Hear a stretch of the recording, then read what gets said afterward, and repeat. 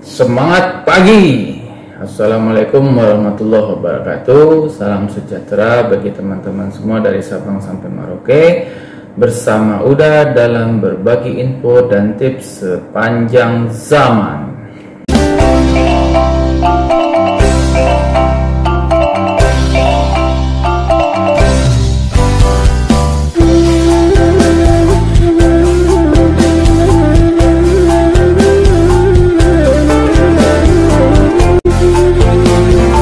Pada pagi ini Uda akan memberikan info ataupun sekedar sharing sedikit mengenai dunia maintenance khususnya pada otomotif. Otomotif terbagi atas dua, yaitu ada kendaraan ringan dan kendaraan berat. Konsep maintenance pada kedua kelompok ini sebenarnya adalah sama. Yang membedakannya itu adalah proses, lokasi, dan perlakuan dari maintenance itu sendiri. Hari ini kita akan mencoba fokus kepada maintenance otomotif kendaraan ringan. Nah, bagi teman-teman yang belum mengetahui apa itu kendaraan ringan, apa itu alat berat atau kendaraan berat, kita dapat contohkan mobil yang biasa teman-teman lihat di jalan, mobil-mobil kecil ataupun sepeda motor itu termasuk ke dalam golongan kendaraan ringan. Sedangkan jika teman-teman melihat dump truck, ekskavator, bulldozer itu termasuk kepada alat berat atau kendaraan berat. Konsepnya sama seperti yang sudah singgung barusan. Nah, sebelum itu kita harus mengetahui sebenarnya maintenance ini apa sih? Banyak ya para senior-senior kita, ahli-ahli kita itu mendefinisikan maintenance. Salah satunya seperti Benjamin S. Blanchard ya kalau nggak salah ya, sama Dinesh Verma, dan satu lagi Elmer L. Peterson kalau nggak salah itu pada tahun 1994.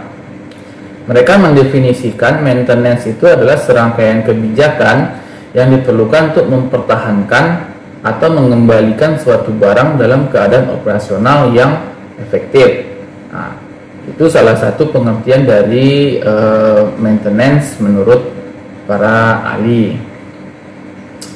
Kemudian kalau di dunia otomotif, Uda sendiri itu mendefinisikan maintenance itu adalah pemeliharaan teknis yang merupakan serangkaian proses ataupun praktik yang bertujuan untuk memastikan pengoperasian mesin, pengoperasian peralatan atau aset-aset lainnya bisa digunakan secara berkesinambungan dan efisiensi dalam jangka yang panjang.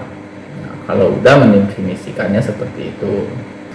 Kemudian maintenance itu apa sih yang dilakukan di dalam sebuah maintenance, khususnya pada kendaraan ringan ataupun kendaraan berat, itu akan udah jelaskan. Tapi sebelumnya mari kita ketahui dulu untuk apa sih kita melakukan sebuah maintenance pada kendaraan kita.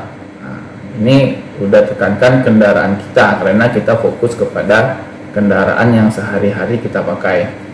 Jadi menerapkan maintenance ini adalah hal yang penting ya untuk meningkatkan efektivitas kinerja yang mempengaruhi bisnis secara keseluruhan. Kita garis bawahi bisnis ini macam-macam, tergantung apa yang kita kerjakan dengan kendaraan yang kita gunakan. Perawatan terhadap aset-aset bisnis ini dapat dilakukan sesuai dengan kebutuhannya. Adapun tujuannya tadi kita membahas tujuan ya. Tujuan pertama itu adalah memaksimalkan performa aset. Nah, aset di sini contohnya kendaraan ringan kita berupa mobil. Kita perkecil lagi, kita perkhusus ya, kita fokus kepada mobil. Nah, aset-aset ini harus kita jaga dan kita kelola dengan baik agar dia beroperasi secara optimal. Tentunya akan berdampak positif pada kegiatan-kegiatan kita, terutama dalam hal-hal yang bersifat efisiensi. Kemudian tujuan berikutnya meningkatkan keawetan aset. Nah, ini maksudnya adalah dengan melakukan pemeriksaan dan pembersihan secara berkala, produktivitas aset akan meningkat. Contohnya, bagi teman-teman yang mempunyai kendaraan untuk berbisnis, misalnya mengangkat barang atau ekspedisi, nah itu sangat penting sekali ya. Jadi kita mengoptimalkan masa pakai aset kita itu untuk tentunya menghasilkan keuntungan yang besar atau keuntungan yang dalam jangka panjang yang lama, serta bisa menghemat biaya dengan mencegah terjadinya perbaikan pada aset jika kita sudah melakukan maintenance yang benar.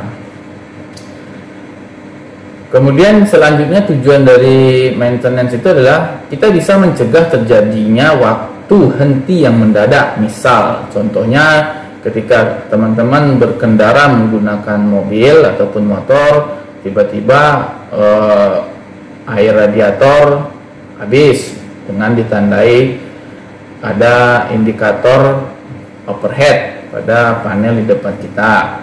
Nah, kita bisa menghindari hal-hal seperti itu. Ataupun tiba-tiba ada yang patah.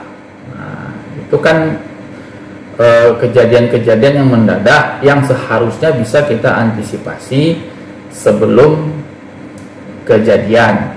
Nah, itu beberapa tujuan-tujuan dari kita melakukan maintenance. Adapun tujuan-tujuan lainnya, mungkin senior-senior yang lebih tahu, lebih paham, itu banyak. Nah, cuma kita mempersingkat waktu saja untuk mengenalkan dunia maintenance secara global. Sedangkan untuk jenis-jenis maintenance ini ada banyak pembagian ya. Beberapa ahli, beberapa senior itu ada yang membagi menjadi 2 bagian. Ada yang membagi menjadi 3 bagian, bahkan ada yang membagi menjadi 4 bagian. Nah, kalau udah sendiri memakai yang pembagian 2 kelompok. Apa itu 2 kelompok? Yang pertama adalah preventive maintenance, yang kedua adalah corrective maintenance. Kemudian teman-teman atau ahli-ahli yang membagi ke dalam 3, itu ada preventive maintenance, ada corrective maintenance, dan ada predictive maintenance. Nah, di sini yang ketiga adalah predictive maintenance. Sedangkan kalau udah predictive maintenance termasuk ke pembagian dari preventive maintenance. Kemudian kelompok berikutnya ada yang mengatakan 4 pembagian maintenance. Yang pertama adalah preventive maintenance, corrective maintenance, predictive maintenance, dan destructive maintenance. Untuk destructive maintenance ini terjadi dalam keadaan khusus dan kita tidak akan membahas karena takutnya udah salah dalam membahas destructive maintenance, karena ini kondisi yang khusus ya, yang khusus dan bidangnya pun khusus. Jadi dengan hal itu kita akan fokus ke pembagian 2 kelompok maintenance, yaitu preventive maintenance dan corrective maintenance. Lalu apa yang dimaksud dengan preventive maintenance dan corrective maintenance? Mari kita bahas satu-satu. Yang pertama kita bahas dari preventive maintenance. Preventive maintenance ini kalau secara pengertian itu adalah suatu kegiatan yang kita lakukan untuk mencegah kerusakan pada aset. Aset di sini kita fokus ke mobil. Baik itu aset kita pribadi ataupun aset perusahaan bagi teman-teman yang bekerja di sebuah perusahaan yang menangani maintenance alat-alat kendaraan ringan. Nah, dengan cara apa? Dengan cara mengganti suku cadang yang secara berkala itu berdasarkan waktu pemakaian. Contohnya, penggantian oli mesin.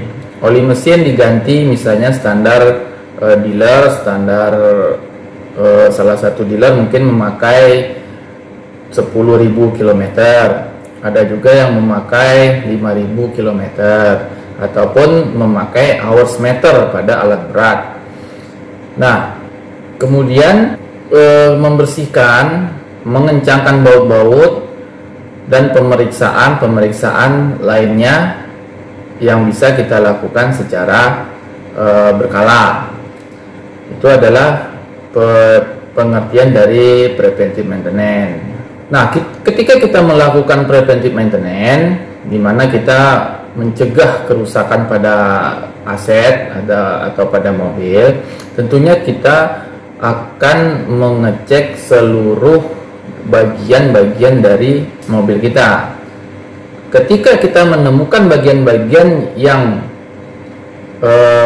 akan mengalami kerusakan, misalnya ada bagian ball joint pada kendaraan itu sudah goyang, kemudian kita informasikan baik itu kepada perusahaan atau kepada konsumen atau untuk diri kita sendiri bahwa ini ball joint ini umurnya nggak berapa lama nih harus diganti.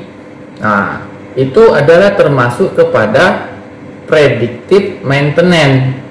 Nah, kenapa tadi di awal udah bilang hanya membagi dua, yaitu preventive maintenance dan corrective maintenance. Karena apa? Seperti yang barusan udah sebut, ketika kita melakukan preventive maintenance dan ditemukan gejala kerusakan lainnya yang tidak akan kita ganti dalam waktu dan saat itu juga, itu disebut sebagai predictive maintenance. Karena kita memprediksi, oh ini sekian hari lagi rusak, atau ini sekian bulan lagi udah nggak bisa dipakai, kita harus order spare partnya ini agar sebelum kejadian kita sudah ada spare part dan harus kita ganti.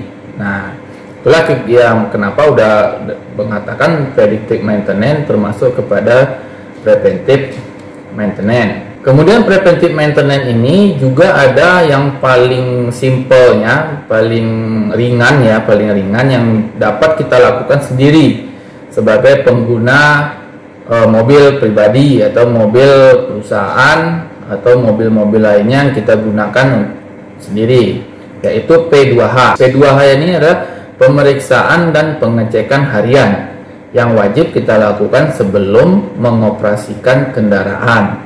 Untuk P2H sendiri nanti akan udah bahas di konten berikutnya. Udah kasih link di bawah ini, kita kupas tuntas mengenai P2H, di mana P2H itu sangat simpel, sangat mudah dilakukan, semua kalangan bisa melakukannya, tapi manfaatnya sangat besar sekali. Kegiatan P2H sendiri itu hanya memakan waktu 5-10 menit lah. Kalau sudah ahli 5 menit mungkin selesai gitu, apalagi cuma untuk kendaraan ringan seperti mobil-mobil kecil ataupun kendaraan bermotor roda 2. Sedangkan untuk alat berat mungkin memakan waktu agak sedikit lebih lama. Nah, ketika kita melakukan preventive maintenance, ternyata ditemukan kerusakan yang memang tidak bisa lagi kerusakan yang menyebabkan unit tidak akan bisa beroperasional jika kerusakan itu tidak kita perbaiki. Nah, ini namanya termasuk kepada corrective maintenance. Kenapa udah bilang mengatakan corrective maintenance? Karena corrective maintenance itu pada kalau kita kasih pengertian ini adalah kegiatan jenis terakhir yang ditujukan untuk meningkatkan ketahanan unit-unit kita, baik itu punya perusahaan atau pribadi, dengan melakukan improvisasi.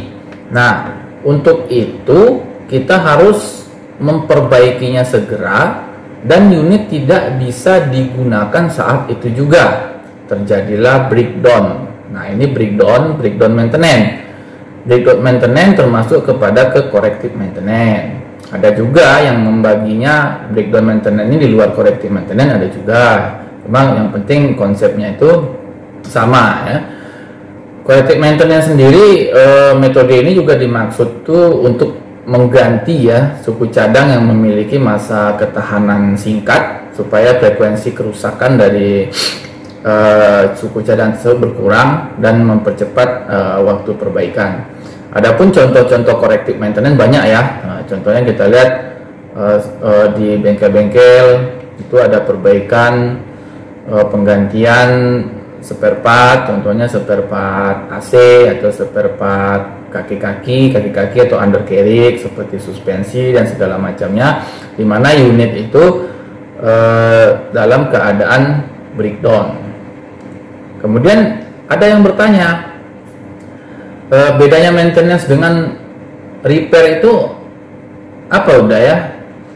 Kalau dari udah sih, maintenance dan repair itu untuk tujuannya itu sebenarnya sama. Jadi kita itu menjaga bisnis atau menjaga aset itu dapat berjalan dengan lancar dan efisiensi dengan sesuai rancangan. Namun mengetahui perbedaannya juga akan membantu teman-teman menentukan kapan harus menggunakan teknik maintenance, kapan harus menggunakan teknik repair. Nah, kita bahas ya sedikit mengenai perbedaan antara maintenance dan repair. Maintenance itu adalah pemeliharaan atau perawatan untuk memastikan aset selalu dalam kondisi baik.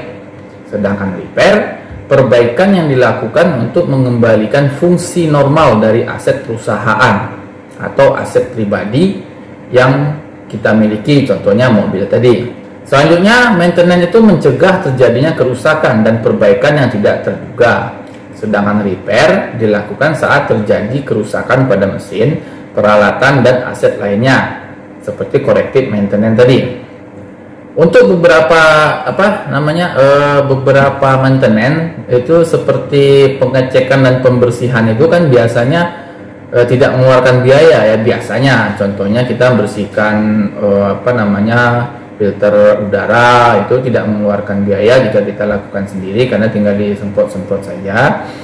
Jika membutuhkan biaya pun biayanya itu jauh lebih kecil dari perbaikan atau repair. Nah, sedangkan repair biaya yangnya tidak sedikit ya, itu tergantung dari seberapa berat kerusakan-kerusakan yang terjadi pada unit kita mobil contohnya ya. Nah, untuk prosesnya tersendiri, maintenance ini kan direncanakan, dischedulkan dan diaplikasikan secara berkala. Contohnya tadi kita ganti oli mesin per 5.000 atau per 10.000, atau pada alat berat per 250.000 hours atau 500 hours.